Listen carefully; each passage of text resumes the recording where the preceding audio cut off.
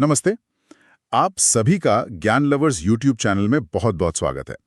आज हम ना साहित्य की एक बड़ी ही दिलचस्प विधा पर बात करने वाले हैं, इंग्लिश लिटरेचर में कॉमेडी ऑफ मैनर्स। और हमारा मकसद है कि इसकी खास बातें समझें और देखें कि कैसे ये समाज पर एक मज़ेदार लेकिन कभी-कभी तीखा कमेंट करती है। तो चलिए शुरू करते हैं। अच्छा, तो सबसे पहले ये है क्या चीज़ कॉमेडी ऑफ मैनर्स, मतलब एकदम बेसिक लेवल पर? हाँ, तो ये असल में एक तरह का नाटक या कहानी समझ लीजिए, जो किसी खास वर्ग, आमतौर पर जो ऊंचा तबका होता है, अमीर लोग, उनके तौर तरीकों, उनके रहन सहन पर फोकस करती है। और इसे कॉमेडी इसलिए कहते हैं क्योंकि इसमें ना हास्य मतलब ह्यूमर और बहुत ही बुद्धिमानी विट और चालाकी भरे संवाद यानी क्लेवर डायलॉग का इस्तेमाल होता है। अच्छा। और इसी के जरिए लोगों के बर्ताव का, उनके मैनर्स का, सामाजिक दिखावे का मजाक उड़ाया जाता है। तो मतलब ऊपर से मजाक पर अंदर से कुछ और बात। बिल्कुल। ये रचनाएं वैसे तो हल्की फुल्की लगती हैं और ज्यादातर में हैप्पी एंडिंग भी होती है, पर वो बड़ी चतुलाई से समाज की कमियों को या जो बेतुकी बातें होती है ना, उनको सामने लाती है। और इनकी सेटिंग भी ज्यादातर शानदार जगहों पर होती है, जैसे बड़े बड़े घर, शहर या फिर वो हाई सोसाइटी गैदरिंग्स। अमीर और फैशनेबल लोग ही इसके केंद्र में होते हैं। सही। तो फिर इसकी कुछ खासियतें क्या है, मतलब क्या चीज़ इसे अलग बनाती है? देखिए, सबसे पहली बात तो है सामाजिक बर्ताव पर फोकस।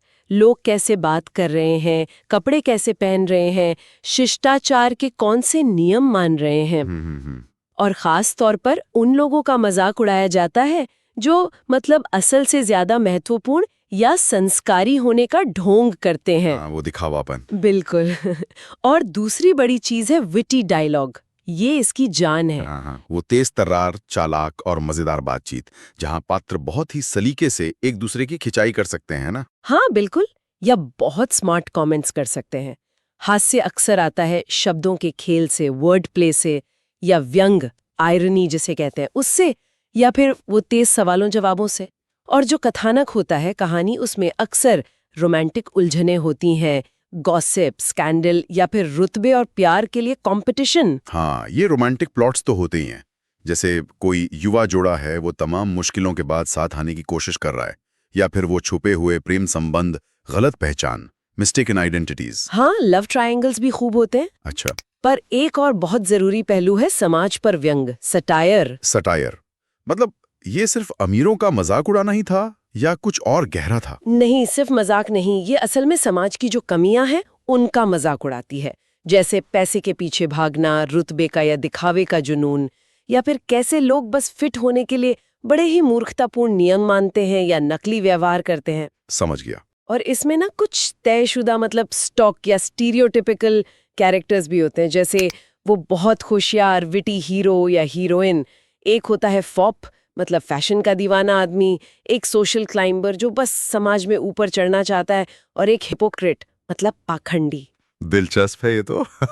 और इसका इतिहास, ये कब शुरू हुआ? देखिए, इसकी शुरुआत हुई इंग्लैंड में रेस्टोरेशन पीरियड के दौरान, मतलब लेट 1600s में। जब किंग चार्ल्स II वापस गद्दी पर आए तो थिएटर फिर से खुल गए थे। अच्छा। उससे पहले का जो सख्त प्यूरिटन माहौल था, लोग उससे थोड़ा ऊब से गए थे। उन्हें कुछ हल्का फुल्का, मजेदार, थोड़ा शरारती मनोरंजन चाहिए था।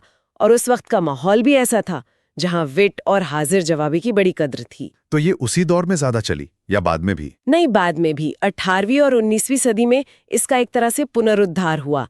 कुछ बड़े नाम हैं इसमें, जैसे विलियम बाइचर्ली की द कंट्री वाइफ है, विलियम कॉन्ग्रीव की the way of the world.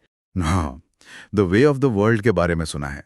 कहते हैं डायलॉग कमाल के हैं। बिल्कुल। उसे तो कई बार इस शैली का शिखर माना जाता है। फिर रिचर्ड शेरिडन की द स्कूल फॉर स्कैंडल है।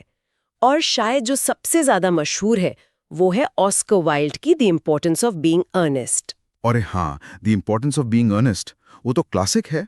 दो लड़के, जैक और एल्जेनॉन, और वो दो लड़कियां, ग्वेंडोलिन और सिसिली, जिनका प्यार पाने के लिए वो झूठी पहचान बनाते हैं। हाँ बिल्कुल। उसमें जो हास्य है वो सिर्फ उनके झूठ से नहीं आता, बल्कि वो जो विक्टोरियन समाज के अजीब से नियम थे उन पर भी तो कटाक्ष है। जैसे किसी के नाम को इतना ज्यादा महत्व देना। बिल्कुल सही। और वो लेडी ब्रैकनेल की मशहूर लाइन है ना, एक माता पिता को खोना वो तो दुर्भाग्य माना जा सकता है, लेकिन दोनों को खो देना ये तो लापरवाही लगती है। हाँ, ये सीधा सीधा दिखाता है कि कैसे वो ऊंचा तबका भावनाओं से ज्यादा सामाजिक दिखावे और इन चीजों को देखता था। सही बात है। ये शैली हमें एक तरह से आईना दिखाती है कि कैसे लोग अक्सर पब्लिक में और प्राइवेट में बिल्कुल अलग व्यवहार करते हैं। खासकर अमीरों और पावरफुल लोगों का पाखंड, उनके दोहरे मापदंड, ये मानव स्वभाव की एक गहरी समझ देती है।